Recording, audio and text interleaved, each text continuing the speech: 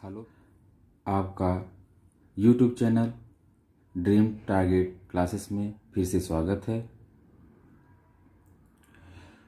हम लोग का टॉपिक चल रहा था संख्याएं। पिछले वीडियो में मैंने संख्याओं के बारे में बताया था, उसके कुछ टॉपिक बच गए हैं जिसमें हम आगे विस्तार से पढ़ाने जा रहे हैं। पढ़ाने से पहले जो लोग इस चैनल पर नए हैं, कृपया वो लोग इस चैनल को सब्सक्राइब, शेयर और लाइक ज़रूर कर दें। चलिए अब आगे हम लोग पढ़ते हैं। सम संख्याएं क्या होती हैं? सम संख्याएं, सम संख्याएं जिसको हम लोग अंग्रेजी में इवन नंबर कहते हैं, इवन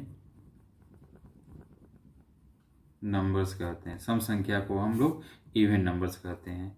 अब इवन नंबर, इसको तो हम ई से दिखाएंगे, इसका पहला लेटर ई से रिप्रेजेंट्स करेंगे, दिखाएंगे। सम संख्या होता क्या है? ये कि वे संख्याएं जो दो से विभाजित हो जाएं।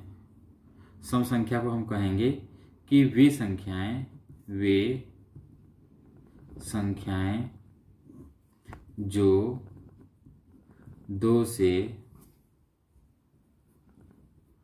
पूर्णतया विभाजित हो जाए। वे संख्याएं जो दो से पूर्णतया विभाजित हो जाए उसे सम संख्याएं या सम संख्या कहते हैं। जैसे हम क्या कहेंगे कि जैसे 2, 4, 6, 8, 10 ऐसे लिखते चले जाएंगे।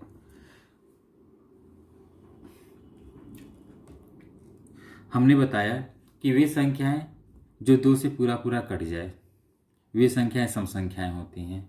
जो संख्याएं दो से पूरा कट जाए वे संख्याएं सम संख्याएं होती हैं। अब हम यहाँ पर देखेंगे कि ये दो, एक तो कटेगा नहीं। अब दो शुरू करते हैं। दो जो है वह दो से कट जाएगा, पूरा कट जाएगा। 4 भी कट जाएगा, 6 भी कट जाएगा, 8 भी कट जाएगा, 10 भी कट जाएगा। इसलिए ये सभी संख्याएं सम संख्याएं हैं। अब हम यह जानेंगे कि सबसे छोटी सम संख्याएं क्या है। सबसे छोटी सम संख्या क्या है? तो सबसे छोटी सम संख्या 2 है। सबसे छोटी सम संख्या क्या हो जाएगा? 2। और सबसे बड़ी सम संख्या, सबसे बड़ी सम संख्या क्या हो जाएगा?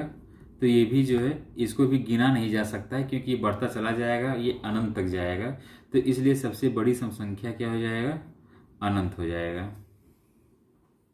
सबसे बड़ी सम संख्या अनंत हो जाएगा। अब हम लोग पढ़ेंगे विषम संख्याओं के बारे में कि विषम संख्याएं होती क्या हैं। विषम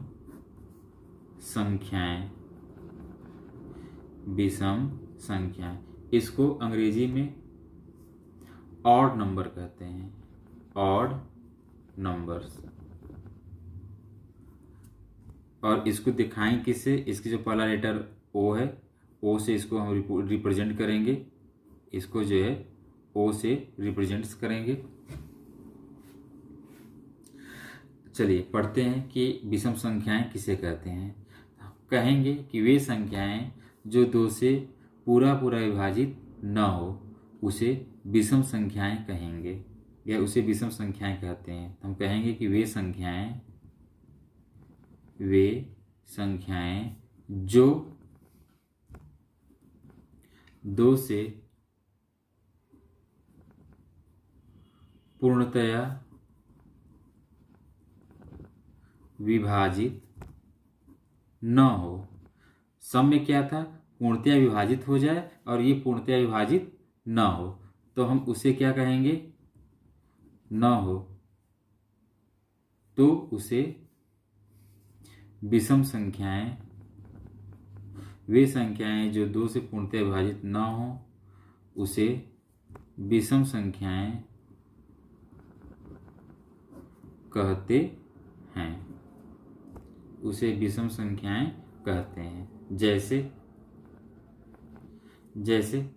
एक क्या है? एक विषम संख्या, ये 2 से नहीं कटेगा।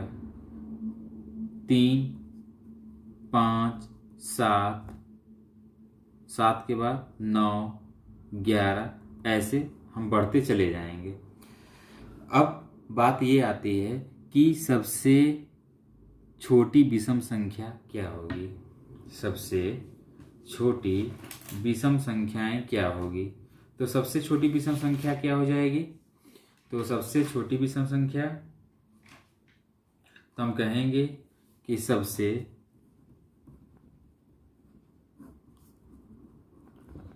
छोटी विषम संख्या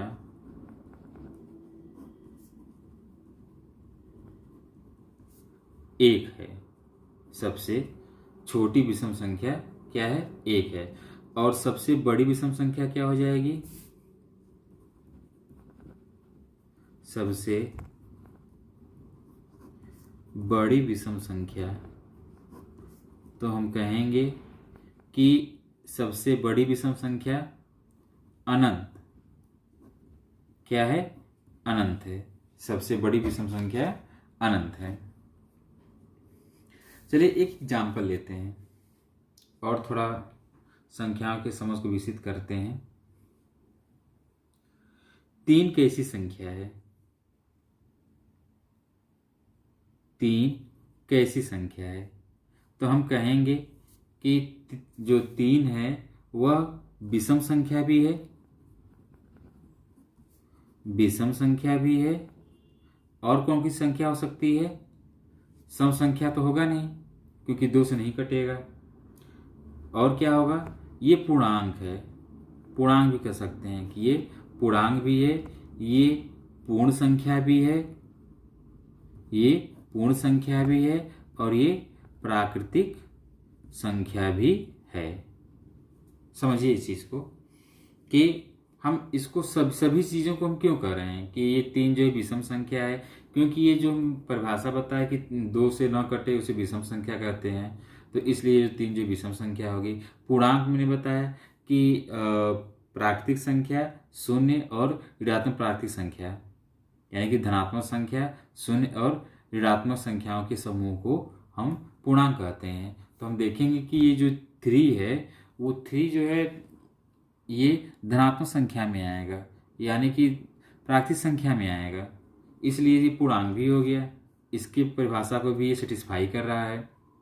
पूर्ण संख्या में भी है क्योंकि 0 सहित प्राकृतिक संख्या ऑलरेडी है ही, तो इसलिए 3 क्या है? विषम संख्या भी है, पूर्णांक भी है, पूर्ण संख्या भी है और प्राकृतिक संख्या भी है।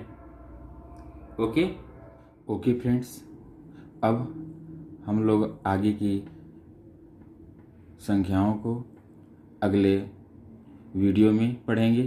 तब तक के लिए धन्यवाद।